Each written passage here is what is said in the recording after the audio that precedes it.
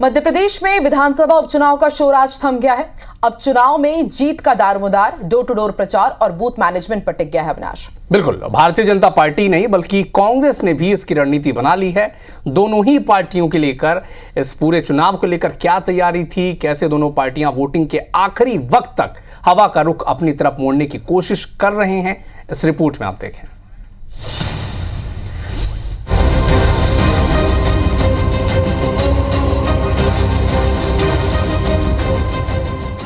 चुनाव में सिर्फ धुआंधार प्रचार ही जीत की गारंटी नहीं, बल्कि जमीन पर भी काम करना होता है। बीजेपी बहुत पहले ये बात समझ गई थी। अब कांग्रेस ने भी इस बात को आत्मसात कर लिया है। बुधनी और विजयपुर विधानसभा उपचुनाव में अब डोर टू डोर प्रचार से लेकर बूथ मैनेजमेंट पर जीत का दारोमदार है।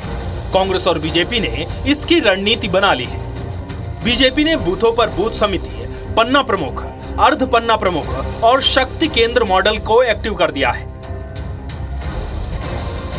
बीजेपी को अपने बूथ मैनेजमेंट पर भरोसा है, तो कांग्रेस का भी दावा है कि दोनों उपचुनाव क्षेत्रों में उसके भी बूथ पर कार्यकर्ता तैनात है। कांग्रेस के इन दावों पर बीजेपी और कांग्रेस में वार पलटवार तेज हो गया है। अब कांग्रेस के तो आयातित लोग चुनाव लड़ते हैं, सारे आयातित लोग बाहर हो जाएंगे और संगठन उनका है ही नहीं, लोग ही नहीं मिलेंगे बूथ पे बैठने वाले, काम करने वाले।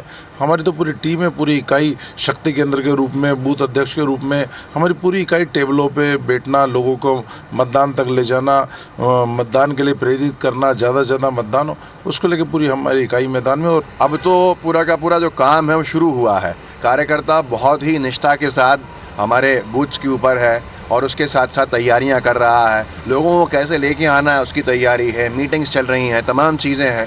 एकमात्र लक्ष्य है, इन 2 सीटों से कोई परिवर्तन नहीं आ जाएगा, लेकिन इन 2 सीटों से लगाम लगेगी इस सरकार पे, इस अहंकारी सरकार पे। बुधनी और विजयपुर विधानसभा उपचुनाव के नतीजे चाहे जो भी हो, विधानसभा की दलीय स्थिति और सरकार की स्थिरता पर इसका कोई फर्क नहीं पड़ने वाला। लेकिन कांग्रेस और बीजेपी के लिए ये चुनाव साख का सवाल जरूर बन गया है। बीजेपी अगर बुधनी में हारी तो अपना गढ़ गंवा देगी। वहीं विजयपुर में बीजेपी की हार रामनिवास रावत के दलबदल पर सवाल खड़ी करेगी। इसी तरह कांग्रेस अगर शिवराज की गैर मौजूदगी का फायदा उठाने में कामयाब रही तो उसके लिए ये संजीवनी का काम करेगा। लेकिन विजयपुर में कांग्रेस की हार उसके लिए झटका साबित होगी। विवेक पटैया, IBC 24, भोपाल।